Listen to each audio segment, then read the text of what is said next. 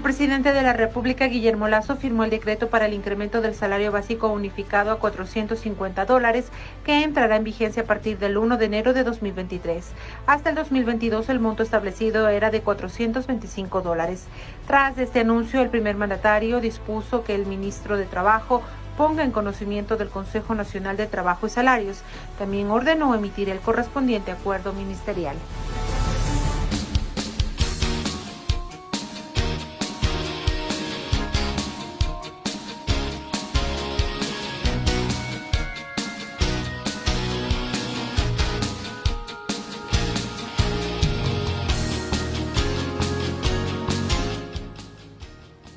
Doce horas con 45 minutos, 12 con 45 minutos en Punto Noticias de Radio Pichincha. Saludamos a esta hora con Rodrigo Gómez de la Torre, representante de los empleadores ante el Consejo de Salario y Trabajo. Con él vamos a hablar sobre el incremento de $25 dispuesto por el presidente de la República al salario básico unificado, que regirá desde el 1 de enero de 2023. Rodrigo, ¿cómo está? Buenas tardes, buenos días, bienvenido. Le acompañamos a Alexis Moncayo, quien le habla, Licenia Espinel. 24 horas después se ha pronunciado el Comité Empresarial Ecuatoriano rechazando esta decisión del presidente de la República de incrementar $25 del salario básico unificado. Asegura que esta decisión va a generar algunos inconvenientes en las empresas y porque elevará los costos. Se incrementa así el salario básico unificado a $450.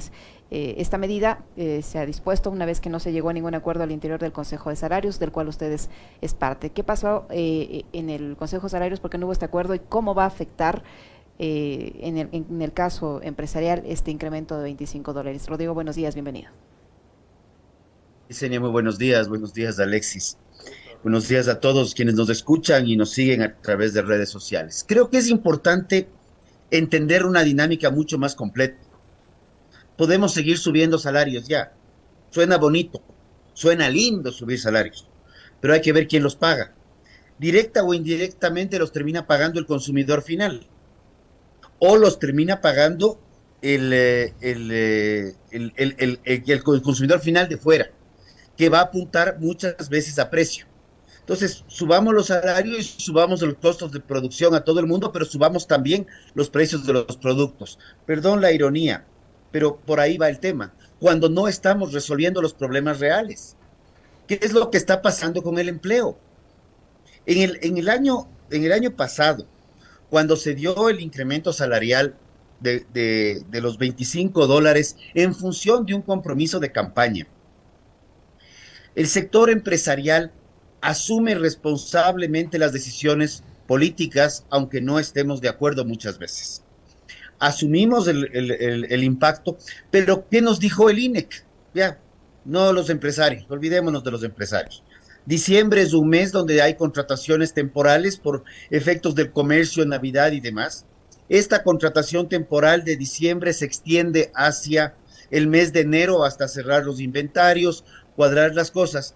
Y en el mes de febrero, cuando ya aparecieron las cifras, vimos la peor caída de empleo pleno que se ha registrado en los últimos 10 años. Los efectos de un incremento antitécnico del salario hacen que el empleo pleno no sea sostenible. Los emprendedores no avanzan a sostener y prefieren ni siquiera contratar para evitarse el problema futuro. Entonces tenemos que buscar soluciones al problema principal.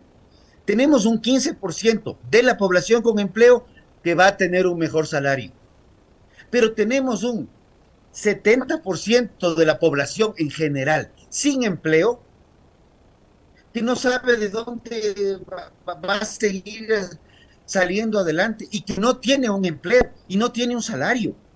Y a eso es a lo que estamos apuntando. Y reconocemos y validamos el compromiso de campaña del presidente Lasso, compromiso realizado en segunda vuelta, de incrementar el salario hasta $500 en 4 años, pero también reconocemos que debe haber una suerte de una reforma en materia laboral para que las regulaciones laborales se ajusten a las realidades del siglo XXI y no nos quedemos pataleando en las realidades de finales del siglo XIX o inicios del siglo XX. ¿Cómo está, Rodrigo? No sé si tengo abierto el audio. Ahí, ya. No me escuchó, no me escuchó el saludo inicial. Hola No, Rodrigo, pues, qué gusto salud saludarle. inicial. De igual manera. Buenos días. Qué envidia le veo ahí rodeado de verde. Yo sigo ausente de todo lo que es el mundanal ruido. La pandemia me regresó a los orígenes y a trabajar y buscar Mejor. soluciones ante problemas. Por ejemplo, Oiga, espere, que como yo te tenía productor, lista la pregunta. Espere ahí, deme un segundo, ya habla porque después de los problemas. te tengo una respuesta que no va a gustar.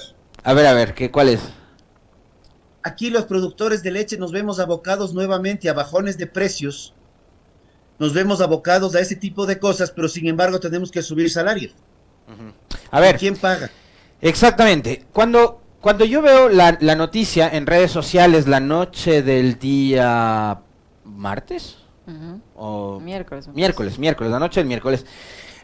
A ver, yo decía por un lado, que bien, que Lazo vaya en la línea de cumplir con la oferta de campaña. Usted la recordaba, $500 a final del gobierno. Eso a cualquiera le hace pensar en cuestiones matemáticas que 25 por año, ¿no? Entonces va a $450 el incremento. Entonces, en la línea del cumplimiento de la oferta de campaña, me parece que por lo menos iba bien.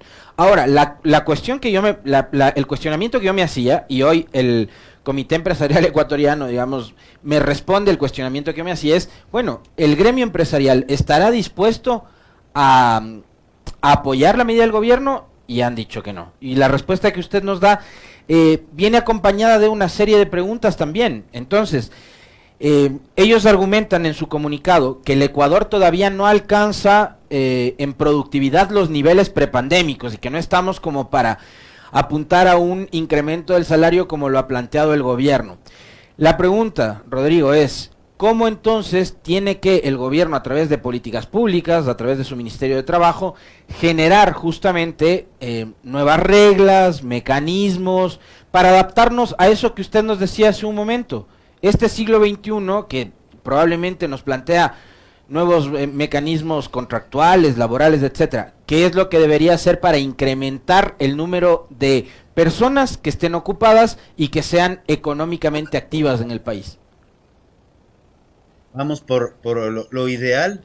Reconozcamos que el trabajo por horas no es un delito, pero está prohibido constitucionalmente porque a un trasnochado así se le ocurrió. Pero jornadas laborales flexibles.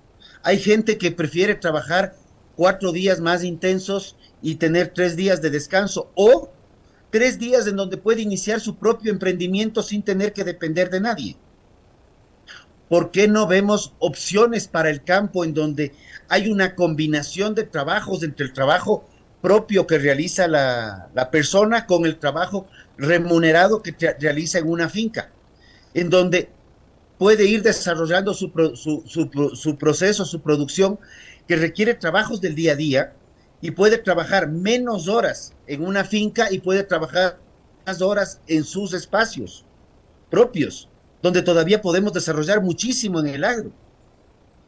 Podemos desarrollar nuevos sistemas de educación tecnológicos hacia los requerimientos del mercado. Manejo de sistemas automatizados. Por ejemplo, eso ha cambiado. Alexis, tú, que te conozco por muchos años, ¿cuánta gente tenías en la misma radio hace 15 años o 10 años atrás y cuánta gente hay ahora? Tenemos muchos sistemas que han automatizado procesos y aunque no le guste y no suene políticamente correcto a ciertos dirigentes sindicales, la automatización ha reducido el peso de la mano de obra. Es real. Y no hablemos de procesos de robotización que en el Ecuador todavía no los vemos. Jornadas más flexibles. Reconocer que a los 90 días no puedes tener un contrato indefinido de 3 años al menos. Porque un emprendedor que no sabe si va a sobrevivir el primer año no va a contratar a nadie, porque además de haber puesto en riesgo patrimonio, capital, deuda, familia y demás, además se carga una demanda laboral por despido intempestivo cuando quebró. Estas normas laborales que tenemos en el Ecuador están muy coherentes para finales del siglo XIX, una empresa pequeña. Y atrás de la empresa había cientos de miles de puestos de empleo. Bueno, hoy las condiciones son realmente distintas. Yo me acuerdo que alguna vez en mi paso por Estados Unidos con gente del Washington Post, ellos nos decían, justamente por este tema de la implementación, por ejemplo, de la inteligencia artificial. Ellos ya estaban usando inteligencia artificial para las notas deportivas universitarias. Entonces tenían una computadora que era la que registraba el número de carreras, el número de hits y todas las vainas. Ya no había un periodista deportivo, porque además del deporte universitario es como acá la Serie A. Entonces ellos nos decían como esta, o sea, el tema de los cronistas deportivos para registrar estadísticas, van a haber no menos de unas 1000 ocupaciones o profesiones más que van a ir desapareciendo con el tiempo y con la implementación de la tecnología, etcétera, etcétera. Y mire que la pandemia también nos provocó un cisma, ¿no? Porque entramos al teletrabajo y, por ejemplo, los obreros de ahí cómo hacen teletrabajo y demás. Entonces, pero entonces, ¿qué otro tipo de retos y qué tipo de innovaciones tiene que promover y provocar no solo el gobierno, Rodrigo, sino también, digamos, el sector privado productivo, los mismos emprendedores? De hecho, con el aprecio que le tengo al gobierno actual, porque me llevo con muchísimos del gobierno actual, yo les diría, no nos ayuden, déjennos negociar por nuestro lado, déjennos tener negociaciones más flexibles, negociaciones más abiertas. Y tú has topado un tema que me metiste en el tema de futbolista deportivo, y topo el tema del fútbol. Todo lo que hemos visto de offsides, de no offsides, de que se anula el gol y no se anula el gol, es por efecto de cámaras y ya no de árbitros humanos, sino de cámaras que están verificando que si la pelota pasó en la raya o no pasó totalmente la raya, que si el mechón de pelo del futbolista se pasó por donde no debía. Probablemente estaremos automatizando más aún un partido de fútbol en donde haya 3 o 4 árbitros que ya no se requieran, pero necesitaremos más gente atrás de las cámaras o de sistemas automáticos que vaya entendiendo y validando estos procesos. Entonces, la idea es lo que pasó hace 100 y pico de años. No podría darte un día exacto, pero cuando ingresa el tractor agrícola a las actividades propias, más de 100 años atrás, desplazó cualquier cantidad de mano de obra. Y eso ha permitido ser mucho más productivos. Y cuando hablamos de salarios, no deberíamos hablar nosotros de mensualidades, deberíamos hablar de productividad. ¿Cuánta producción se puede tener? ¿Cuánta producción se puede generar? ¿Cuántas ventas se van a generar? Pasas por un restaurante, perdón el ejemplo, he sido criticado por este ejemplo. Pasas por un restaurante donde hay un par de extranjeros que están atendiendo de meseros, y si tienen un minuto libre, están al lado de la puerta viendo qué cliente traen.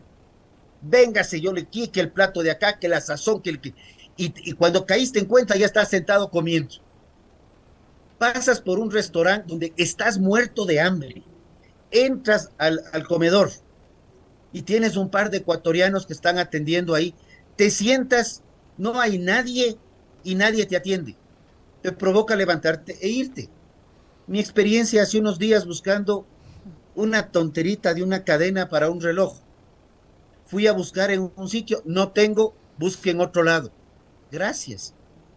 Me fui a otro local, un amigo venezolano me dice, ay, qué barbaridad, qué buena cosa, déjame ayudarte por aquí, por allá. No lo tengo yo, pero espérate un ratito. Dejó encargado el kiosco, creó una islita, dejó encargada esa isla y me llevó curiosamente al local donde yo había ido originalmente, y me dice, no, lo que tú tienes aquí, porque yo te he visto, y le saca a la chica que me estaba vendiendo, le saca a la chica lo que yo buscaba, y me solucionó el problema. El hombre se salió de su local para ir a ayudarle a vender a la chica en otro local. ¿Qué me da a mí ganas? De regresar donde el hombre. Claro. Porque el tipo quiere venderte algo, quiere cumplir con su labor de venta. Ahora, Rodrigo, el presidente Ese de la tipo República... productividad es fundamental. Ujú. El presidente de la República, al hacer el anuncio del incremento al impuesto, del incremento del salario básico unificado, dijo en un encuentro con trabajadores que las empresas están vendiendo más que nunca y que sería bueno que ese éxito también se comparta con los trabajadores. Adicionalmente a eso, hay cifras que evidencian que más de 5.000 millones de dólares se han perdonado a las grandes empresas con exenciones tributarias y más de 1.900 millones de dólares del servicio de rentas internas no ha podido cobrar a los grandes grupos económicos, a las grandes empresas que no están al día con sus impuestos con el Estado. Entonces, con todos estos elementos, uno diría, si en verdad la economía de las empresas no está en mala situación, que no debe ser la situación de todos, obviamente, ¿por qué entonces no hacer el esfuerzo y pagar ese incremento a los trabajadores? Yo le preguntaría algo. Veamos qué empresas están vendiendo más y qué empresas están todavía con problemas por efectos de pandemia. Porque probablemente del 95% de las empresas en el Ecuador que son MIPYMES, muchas están todavía pataleando para ver cómo salen adelante. Muchas han recuperado espacios,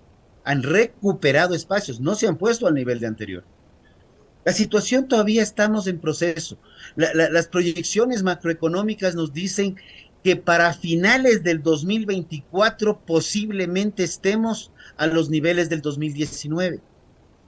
Y el empleo no se está generando, porque también las empresas están prefiriendo automatizar. Yo entiendo esta parte, no estoy de acuerdo en la condonación, nunca he estado de acuerdo en los famosos subsidios, de hecho, tengo varias entrevistas con ustedes en prepandemia, inclusive, justamente hablando de que todo subsidio es un problema. Pero aquí el problema está en que lo que buscamos es generación de más empleo. Ajá. Y a veces es preferible tener una norma más flexible a tener una norma extremadamente rígida, pero generar empleo, no solo para 3, sino para 4. No crezcamos a los 7, a los 4. De pronto vemos que esto funciona, nos vamos a los 5. Hemos debatido esto por años, pero seguimos enfrascados en que hay que subir salarios. Y ahora vamos al otro lado. El incremento salarial, ¿a quiénes afecta? ¿O a quiénes beneficia?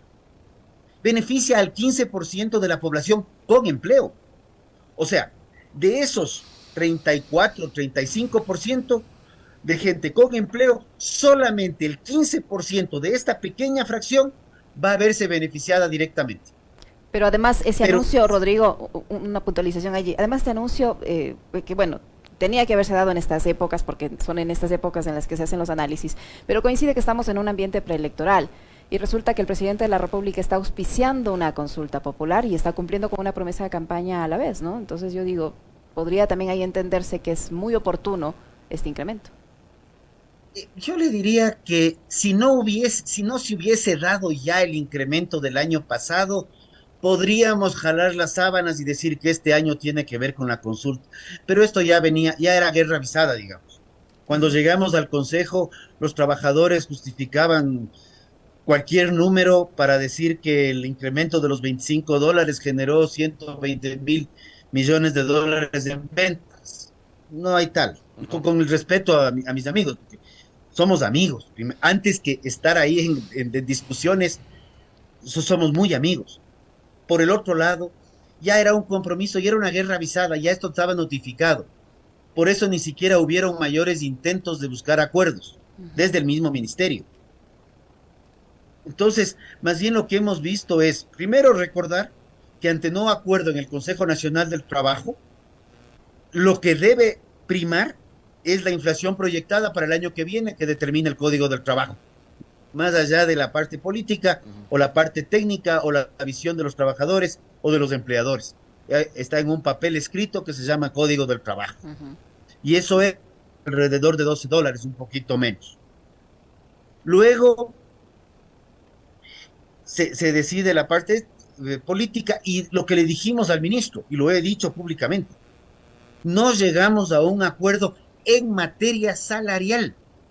Sin embargo, sí hemos vuelto a conminar al ministro de Trabajo y a través del ministro de Trabajo, Patricio Donoso, conminarle al gobierno nacional para retomar las conversaciones en donde no estamos de acuerdo en todo, pero buscar acuerdos para buscar soluciones a los problemas de empleabilidad. Ya lo hicimos en el 19. Los de siempre se opusieron, pero eso ya no es novedad. Hay un grupo de gente en el lado sindical que están en contra, los están en contra los están a favor, y en contra por un acaso. Pero está bien, también son buenos amigos. Pero si ya estamos buscando soluciones, de esas soluciones se han generado acuerdos ministeriales y de estos acuerdos se está generando empleo. Le hemos planteado al viceministro Febres Cordero justamente, cojan esos acuerdos que están funcionando, por favor, difundan información. Nosotros lo hacemos al interior de los gremios, al interior de las empresas, pero cuando el gobierno lo hace también dando herramientas para que se pueda contratar más gente. Sí, de pronto no se va a contratar para una estabilidad de 20 años, pero se va a contratar para una estabilidad de 1, 2, 3 años, y de pronto en ese tiempo, una persona con trabajo le es más fácil, y esto aquí puede sonar curioso, pero a una persona con trabajo le es más fácil cambiar de trabajo que a una persona sin trabajo conseguir uno. Eso es real. Eso es el mundo real, eso es la vida real, no es la teoría de un escritorio. Entonces, buscar espacios para que se creen nuevos empleos. Que no pase lo que pasa comúnmente. Al de más de 40 años está muy viejo para conseguir trabajo, y al que todavía no tiene experiencia le piden 5 años de experiencia. Creemos espacios de empleabilidad, creemos espacios de desarrollo, porque las empresas van a requerir personal, a pesar de que también esta pandemia nos enseñó a valorar la productividad laboral.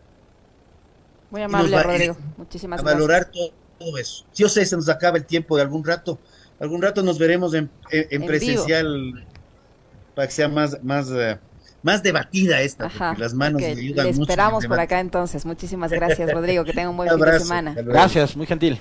Rodrigo Gómez de la Torre, que ha estado con nosotros. Tiempo de despedirnos, Alexis. Felices fiestas, como les dije, como